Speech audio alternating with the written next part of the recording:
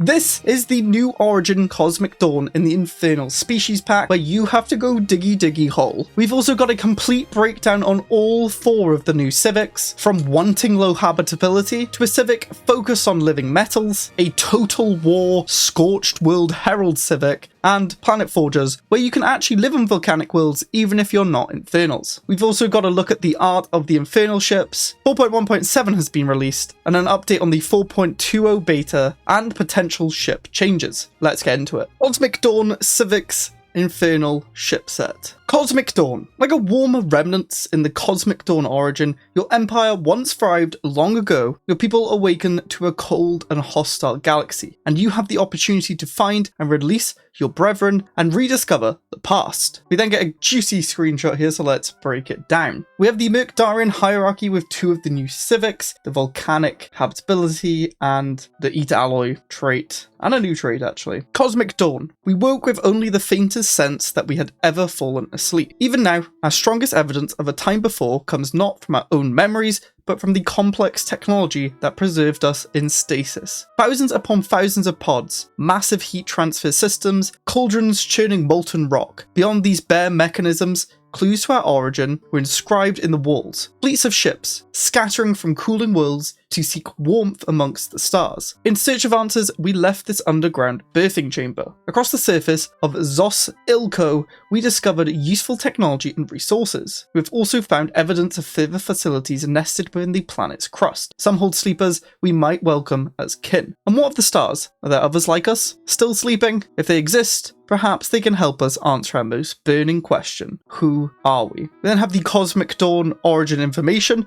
The civilization did not rise, it was released. As the stasis pods unlocked, they awakened to a world age beyond recognition. Yet all is not lost. Scattered beneath dust and ruin across the galaxy, their past endures, waiting to be rediscovered. The effects on the homeworld is you have a volcanic world that's size 14, which is very small. You then get the ancient stasis pods feature, 5 of them, and you start with a situation, deep excavation. You also get a penalty of minus 600 pops. You cannot be Hive, Idyllic Bloom, Agarian Idol, Anglers, Catalytic Processing, Beastmasters, and you cannot have the biological ship set. You must be Infernal species type, so obviously you can't do food things. We then get to see what these ancient stasis pods are. They actually produce you free society unity when you keep them. Interestingly, you can be Rangers, maybe a play to buff them. Not sure if it'll work. It costs 750 energy to clear and a year to clear it, but when you clear it, you get 100 pops created and max districts +1. These stasis pods are ancient devices from our lost kin, using advanced cryogenic technology to keep individuals in suspended animation. With the right technology, we may be able to awaken them. So playing into the lore, not everyone has woken up, and you need to spend a fair few resources to wake them up there. Then have an event that probably triggers straight away when you play the game, Signals in the Deep. Targeted scans have found evidence of a sophisticated facilities buried beneath the surface of the capital, Zos Ilko, increasing in size and complexity as they approach the core. Their material and energy signatures match those of the stasis chamber where we first awoke. These must be remnants of our previous civilization. If we can access these facilities, we may find answers to the greatest questions about our past. Who are we and what happened to us? So of course, very similar to Remnants, where you're kind of discovering your past and you'll get bonuses as you go. You might discover other planets, and maybe stuff happens when you clear the blocker as well. We'll see if they give us more information. This origin may appeal greatly to anyone who enjoys digging holes. Yeah, so there's going to be lots of dig sites, and meshes thematically quite nicely with the galactic hypothermia crisis path. Oh gosh, it's got an evil twist. Deep excavation, the situation. Our excavation has revealed subterranean facilities housing advanced technology, archive data, and stasis pods containing more of our dormant kin. Our history itself is buried here. If we can dig it all up, we may finally understand who we are. Currently in stage 1, they're getting 2 minerals for 2 energy, so not that good, but I presume it will get better. And they're currently on targeted drilling. To apply the best and most precise drilling equipment we have, dig only what we must. Plus 0.5 to the situation, resource gain 2, upkeep 2, so we have a base of 1 and we're adding that 0.5 to it. I wonder what strip mining does. I presume that you're going to have more resource income for more upkeep because you're just mining everything, and maybe the monthly progress isn't as fast, which could be like an early game strat of resource rushing. If that's a lot of stuff, it probably isn't though. I am a slug and I'm digging a hole. Diggy hole. I don't want to spoil too much of what happens, though if you attend the live stream this afternoon, I'm planning on playing Cosmic Dawn there, so you can actually see if you want. They've left a lot open to debate here. I feel like it's going to be very heavily story-based. We'll definitely play through it on the channel, but there's not too much else we can guess from there. If you're thinking about buying the Infernal Species Pack or Season 9, make sure to use mine or another creator's code or link. Mine's in the description and pinned comment, or you can use code EP4Stellaris at checkout. It gives us creators a kickback at no extra expense for you, and you get a Steam code from Paradox themselves. Now, back to the video. Luckily, we do get a lot of information about the 4 new civics for Infernals. Here they are for the regular empires. Let's break them down. Fire Cult. Forged by generations of extreme hardship, this society believes in survival through unity, and unity through survival. Only Fireborn struggle can bind them tightly enough to endure a cold, uncaring galaxy. Effects. Unity job output increases proportionally with lower habitability, up to 500%. Huh? Okay. How would you get up to 500% negative habitability? But that's very interesting. You can make the bad planets Unity planets. That's pretty cool. The Scourge of the Volcano faction forms shortly after game start. What? Parliamentary system new civic? Another one I can spam? Replaces priests with fire dancers. Replaces politicians with fire oracles on planets with habitability lower than 50%. That's so weird. So your politicians... There's going to be like a habitability method. This is very interesting. Allows recruitment of Ember Legion armies on planets with habitability lower than 20%. Oh my word. So just get a really bad planet. Get these insane armies. Go kill people. Grants access to the Blazing Scourge planetary decision, which creates Blazing Scourge blockers. What? I'm presuming these blockers lower habitability is what I would say, so that you can guarantee to get bad planets, I guess.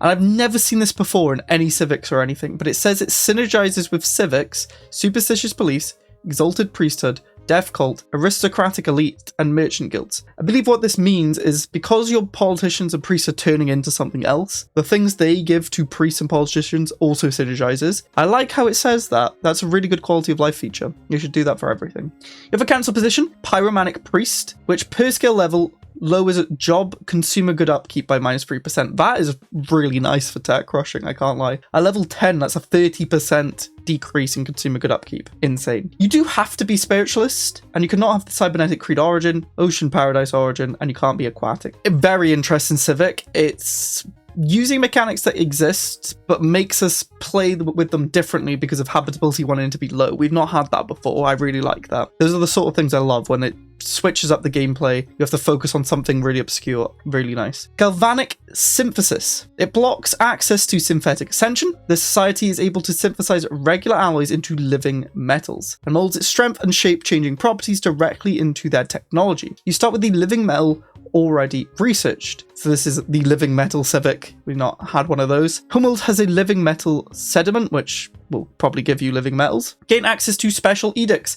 I literally said this last video. We need more things to do with living metals if they're going to give us living metals. Does centrifugal siphoning and modular growth compounds. Don't know what they do. Hopefully they're quite nice buffs for going living metals. Remember, we also have a species trait which can give us living metals too, so this will be a really good combination. Give access to living metal components, regenerative armor, and reshaping projectile accelerator. I feel like I might be going crazy, but we don't have regenerative armor. We have living reactive armor that takes living metals. That gives armor hardening, but we do not have living metal armor. And also a reshaping projectile accelerator. Don't think we have those. So new components. Unless I'm going mad, let me know in the comments. Has access to the planetary decision distribute living metal, so we can increase living metal on planets, probably at some negative. Can recruit the Mimic Strike Force armies, which, if I'm just going purely off the name, it sounds like they're going to mimic whatever they're attacking, which I don't know how they win that then, because they're going to be the same, but if you just have more, you win? I don't know. Can build an off-world expedition hub in systems with a molten world for off-world prospector jobs. What?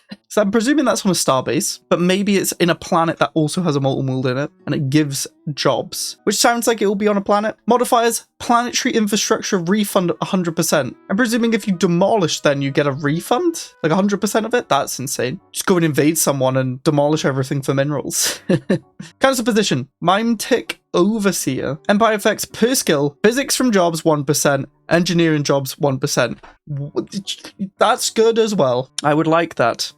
Please. We do also have robot and hive versions of this. They're pretty much identical. but obviously the modifiers are slightly different. They get growth node experience gain, and they don't have the council position. You also cannot use wilderness with this. We then have planet forgers. This society thrives in volcanic environments and will even create them artificially when nature falls short. Unlock starting planet volcanic world. So this could be a way of getting volcanic worlds without going to volcanic species then, is it?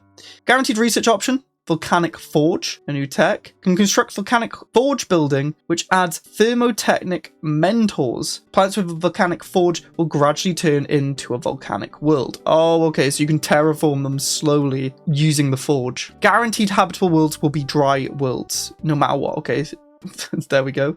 Modifiers, max districts, +3 on volcanic worlds. Volcanic world habitability goes up by 20%. Council position, thermal engineer. Per level, you get research speed to industry 2% and a research cost -1% engineering. We've never seen that before. That makes your engineering go burr. Another tech-centered civic. When in the council position, not really in the main thing. I don't know what Volcanic Forge does, except for turn them into volcanic worlds. The thermotechnic mental jobs, who knows? It looks like it could give Unity and engineering, if I were to guess, because it's a paintbrush and a wrench. We then have the hive equivalent volcanic nesting. Again, pretty much the same. You just get growth node experience gain as well, and no council position. We then have the final civic, Scorched World Heralds. Heat permeates every facet of the society's culture, from traditions and rituals to technology itself. They see themselves as the galaxy's rightful fiery supremacists, viewing weaker species as mere obstacles on the path to an ideal universe, fit only for thermophiles. You cannot engage in diplomacy with other species. You cannot access the galactic market, grants the cleansing blaze casus belli on other species, gains unity when bombarding with the firestorm bombardment stance. That's very interesting. Creates special blockers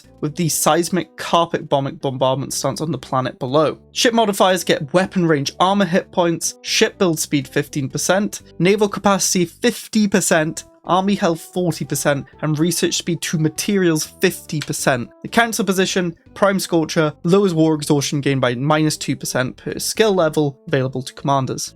There's a whole lot of stuff you cannot go. You have to be Infernal, and you need to be Xenophobe. This is your Devouring Swarm-esque Civic or Infernals. The interesting thing about this is it gives you 2 bombardment stances, one that gives you unity, and one that creates blockers, and I don't know why you'd want the blockers, but I guess we'll see when we get shown them. Cleansing Blaze Casus Belli is interesting too. Will it just be Total War? Will it be different? And the ship weapon range is insane, because range is quite meta. This will be nice if you build long-range ships. We also then have the Hive equivalent, Pyromaniac Instinct, which gives all the same buffs, but you also get the regulatory node experience gain, so it's pretty much the same. We have some text that says, Planet Forges are one way to gain volcanic world habitability with non-infernal portraits. You're not required to have a volcanic homeworld, but the Civic does remove Arctic, Alpine, and Tundra worlds, so there, you can go volcanic with Planet Forges and not be infernal. All of those Civics as well cannot be added or removed after game start. As you can see here with the United Volcanoes of Earth, they're Planet Forgers, but they're not infernal. The Infernal ship set, we're going to go with Sweeping Obsidian teaming with Energy. I'll go through a few of the ships from concept art to what they look like in game. So some base frigate and corvette concept art, then it got improved upon. Interesting enough, it has like different slots on them. Like the one with the medium and the small is a bit different to the one with 3 smalls. And the purple selections reflect your primary flag color. That's quite cool. Like we get the black and orange look. It's very nice. We then get the colony ship with basically a volcano inside the dome. The destroyer, again, different ship sets depending on the amount of weapons, which I think is the case for all. I just never really realized. And then we get the final art for them, which they just look incredible. They really fit in with the theme. Same as the science, construction, and colony ship. The colony ship looks incredible with the volcano inside there. And then a Colossus caught in the act. That looks like a very cool Colossus. 4.1.7 has also been released, and on the Custodian team, they've made some more progress on improving the underlying architecture of modifier application and porting a more modern solution for threading from newer versions of the Cloud Switch engine into Stellaris. That is huge. These by themselves will not provide significant changes yet, but are part of the necessary work to create a better foundation to build upon during the rest of the year's open beta. What this does tell me though is we might not get a Stellaris 2 anytime soon, because a lot of the games like EU4, Victoria 2, Crusader King 2, they all had to make a new game basically to get the new, more modern approaches to coding, because it was just such a mess. But if they're doing this on Stellaris already, they might just not upgrade. Like, what's the point? Since it's been going fairly well, currently we're expecting to put a 4.2.0 beta up sometime early next week. On the design side, the advanced hulls experiment has run into some snags with the UX, and to be perfectly honest, fun. I'm not thrilled with how some of the gameplay is working and the impact it has on pacing, so I've shelved that variant for now, experimenting with a different trial that also reduces ship counts that so far feels like it works better within existing systems. Some things like Titan weapons having collateral damage will likely make it into this experiment as well. More info on this as I get a better feel for it and as we get closer to the 4.3.0 open beta. What does this all mean? Well, basically 4.20, they're looking to rework the coding on how modifiers are applied to hopefully reduce some lag, and we're being basically kind of soft ported into the newer versions of the Clausewitz engine and the advanced hull, where you have the bigger tier sections like in Hearts of Iron 4. We're not getting that basically, which could have always happened. Honestly, they could just slow down the ships. I don't know what they're going to do. I feel like if you nerf economy, ships also get nerfed because you can't build as many, but we'll see what they end up doing. They know that ships need to be reduced. It's just finding an elegant solution for that. Next week, we'll be focusing on the Red Giant origin and the Galactic Hyperthermia crisis. See you then.